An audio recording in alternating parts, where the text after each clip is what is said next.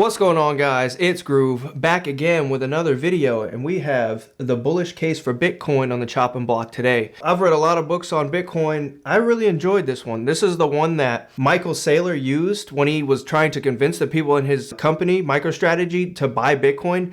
Now, back then, this was just like a paper that was online, but then they ended up turning it into an actual book. This one goes over, again, this is a little bit of an older book. This is from, by older, I mean 2021, but this is like, again, pre all these companies coming in to buy it, pre institutions like BlackRock trying to buy it. And this book goes over a little bit about the history of Bitcoin, like how it came to be before it was Bitcoin, and then a lot of misconceptions about Bitcoin. And so in this first part of the video, we're just going to go over, a little bit about the history of Bitcoin, because a lot of this stuff was definitely new to me. So the book first starts out by going over a little bit of backstory about Bitcoin, or not Bitcoin itself, but the whole having a digital currency. This stuff has been on the chopping block since like the 1980s. So in 1983, a scientist called David Chaum invented eCash, but that ultimately failed because it was just tied to a company. So again, when you're making this digital currency, you don't want it tied to a company or a name.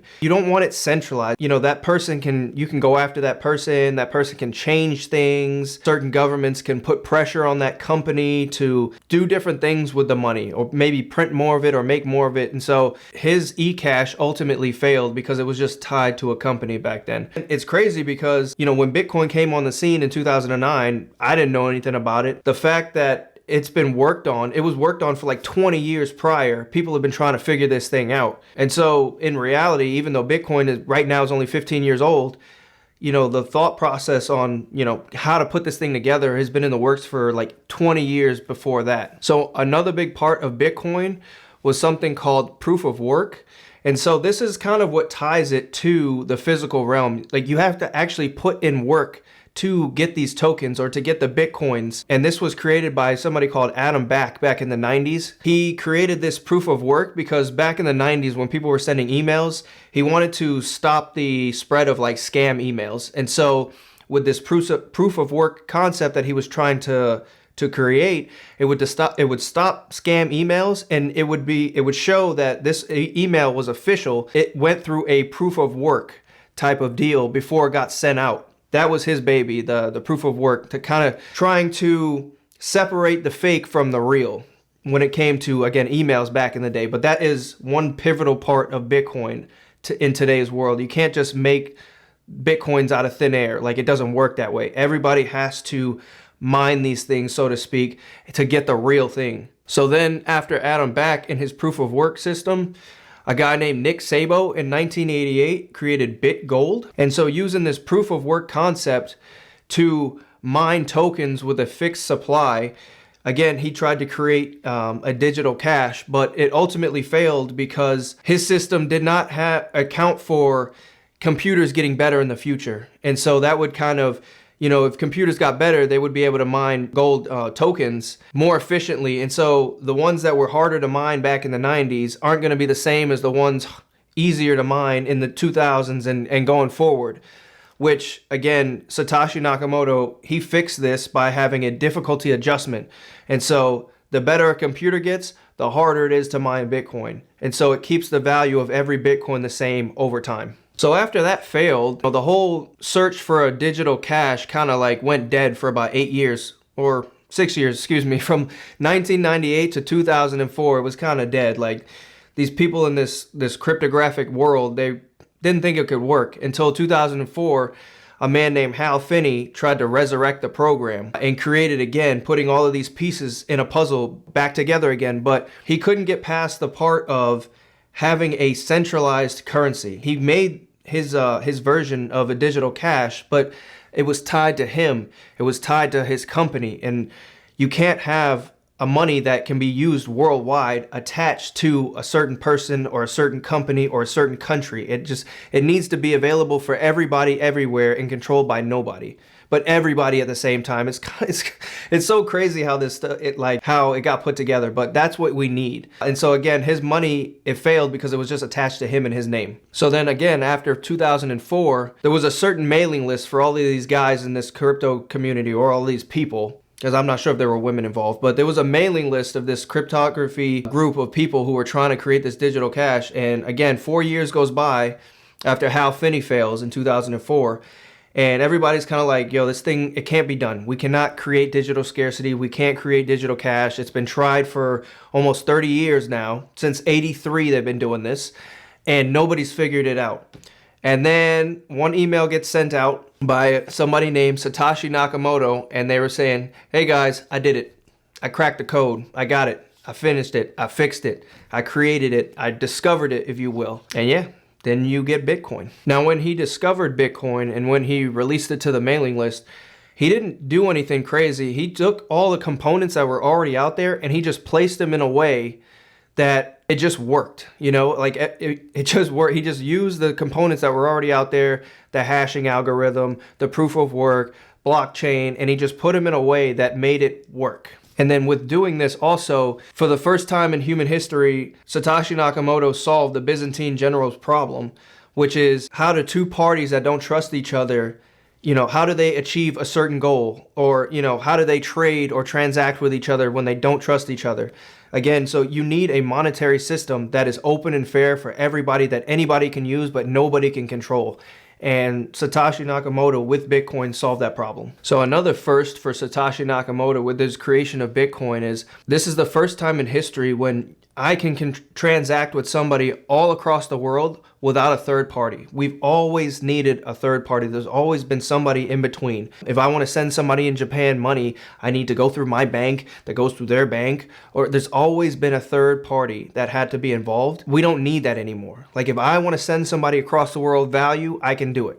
And vice versa, and nobody can stop me or stop them. So I got to read this next part just in case I don't mess it up. So the author says that what Satoshi Nakamoto did was so groundbreaking. Satoshi Nakamoto should qualify for both the Nobel Memorial Prize in Economics and the Turing Award. It's just crazy. Like this person literally discovered fire or the wheel.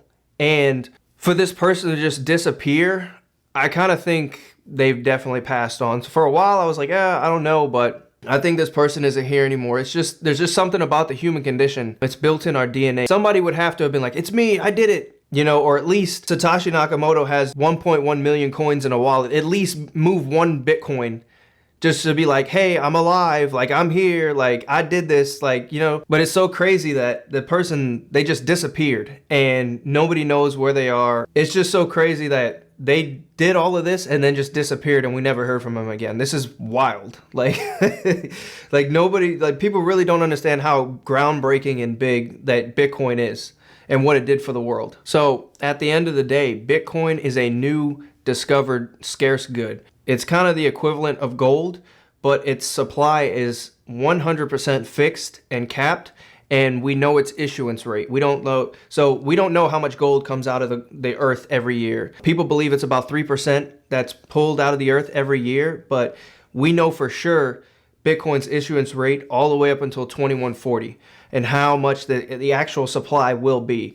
Again, this is just groundbreaking stuff. Again, one of the major pieces to Bitcoin being scarce is it halves every 4 years. So every 4 years, the amount of Bitcoin that you can mine it gets halved.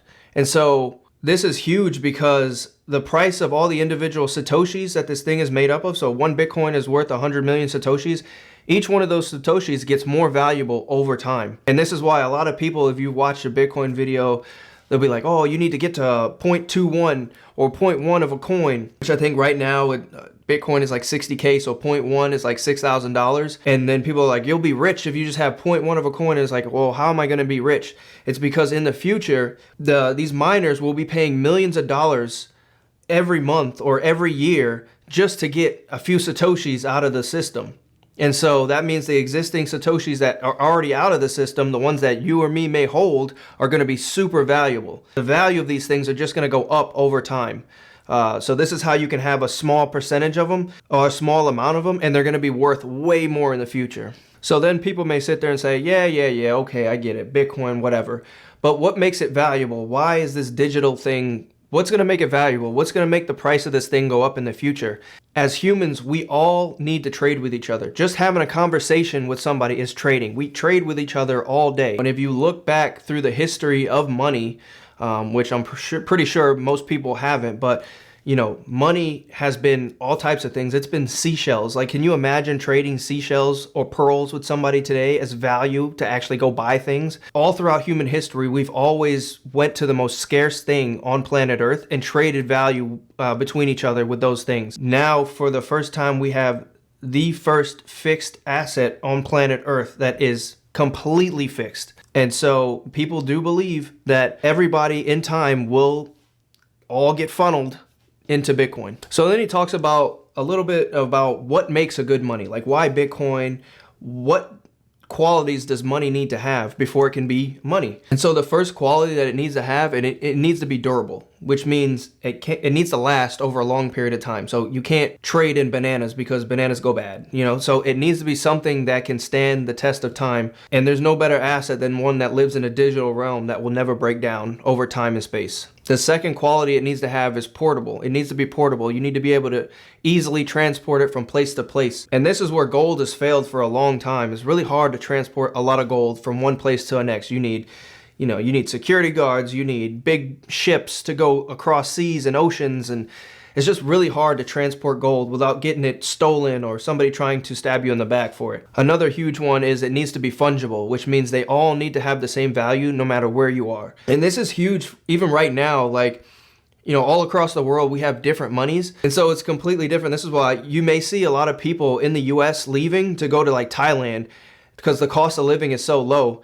And of course, that's kind of cool if you can do that, but it kind of sucks for the people that live there because now, you know, you're working, getting dollars, which is more than their currency. So now they have to work twice as hard as you just to get like half the stuff because they have to work for their own currency where you're working for a better currency. So the fact that Bitcoin is all the same all across the world is really important. I feel like it'll help a lot of people out. So the fourth quality, it needs to be easily verifiable. With the transactions on the blockchain, Bitcoin is super 1000% verifiable. Everybody knows when a true transaction is a true transaction. This is another thing that gold kind of fails at because gold, something can be gold plated. We don't know if it's actually gold. It takes a lot of time to test to make sure that that gold brick or whatever you have is 100% gold. So the fifth quality, it needs to be divisible, which Bitcoin is, which is another thing a lot of people don't understand is one Bitcoin is split into 100 million Satoshis. So that's what I've seen keeps a lot of people out of Bitcoin. They'll look at it and they'll look at the price and they'll be like, I can't afford that. But you can buy as little as $1. Like, and I think you can kind of buy less than that too. But yeah, it's divisible into 100 million Satoshis. And so it's so much value within one Bitcoin. And the last major quality is it needs to be scarce. And again, that goes back to that 21 million coins. There will only ever be 21 million. For the last 6,000 years, that's been gold. But even gold, like it's always coming out of the ground. We don't know how much is out there. So we know that Bitcoin unequivocally has a fixed supply against every other asset out there on planet Earth. Those are some of the ones that I've seen within the book as far as those qualities, but this book, he actually adds a couple more. So the first one that he adds is the longevity of it. So this is where Bitcoin kind of fails because it's only been around for 15 years. Even though recently we've just discovered that the entire system of Bitcoin, which has been running 24 hours a day, 365 for the last 15 years, it's actually been running longer and has had more attacks and been resistant to all those attacks longer than the stock market has been open since we came off the gold standard in 1971. This thing, again, even in such a short period of time, it's been running longer than the stock market since we came off the gold standard, which is kind of crazy to think about. But yeah, that's where it still kind of lacks because it's only 15 years old. So a lot of people are still like, I don't know. But at the same time, it's like, well, how much longer do you need? Do you need when Bitcoin goes from 60,000 to 80 to 100 to 200,000? Like, how much longer do you need before you're like, okay, maybe I'll get in? But I feel like those people will probably never get in until it goes to like $1 million. And then they'll be like, all right, maybe I'll buy some. And it's just like, at that point, what is your $100 going to do? Like, I don't know. But again, that's one thing that kind of keeps this thing back is because it just hasn't been around long enough for the majority of people to say, yeah, this is it. This is what we need to go to. The second new thing that he adds is censorship resistance, which I think is huge. Again, that this thing is entirely open, that I can use it and I can send my value to whoever I want to send it to. With the trucker incident in Canada, where they were protesting, and then in order to stop them from protesting, the government froze their bank accounts or shut their bank accounts off. And it's like, that should be illegal. Like, you shouldn't be, if I want to protest and I'm like, hey, I'm not happy with the way things are, the government shouldn't be able to stop me from feeding my family. like what is that?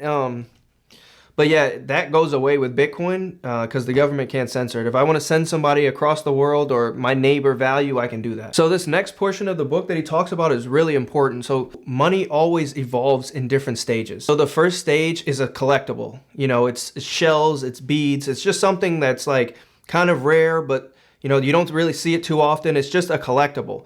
And then that becomes a store of value. It's like, whoa, these things are really rare. I'm going to store my value in these, which is what the stage that Bitcoin is kind of going into right now. It's still at a store of value stage. Then the third stage is a medium of exchange. So that's like when you're just going outside and you're spending this on coffee, or you're just giving it away for food or whatever, or paying your bills with it. That's the third stage, what we're not at yet. And a lot of people will argue that you need to, well, they're not really arguing, but they're like, hey, you need to spend your Bitcoin. And I'm like, I'm falling into the camp that says you shouldn't spend it yet. It's not at spending yet. It should just be collecting. Everybody should just be collecting this and using it as a store of savings. You should not be spending your Bitcoin. Personally, I don't believe that, especially if you don't even have one. And most people don't have $60,000 worth of Bitcoin right now. So like, everybody should be trying to get to one, or just storing their value in as much as you can. You shouldn't be spending it on coffee right now. And the fourth and final stage is a unit of account. And I feel like I'm living in that stage right now. I think I've passed that stage because I've put in so many hours of study time into this. So again, the last stage again is a unit of account. So right now, if you talk to somebody about Bitcoin, they're like, oh, what's the dollar price? Like, how much is it? And it's like, well, what do you mean? And it's like, well, how much is Bitcoin going for? Well, it's like, well, one Bitcoin is one Bitcoin. 50 million Satoshis is 50 million Satoshis. But that doesn't register because the unit of account is what's the dollar price attached to it? Or what's the euro price attached to it? Or what's the, the Canadian dollar price? So I feel like I'm already living in that stage. But a lot of people, when you talk about Bitcoin, they always want to put a dollar price attached to it.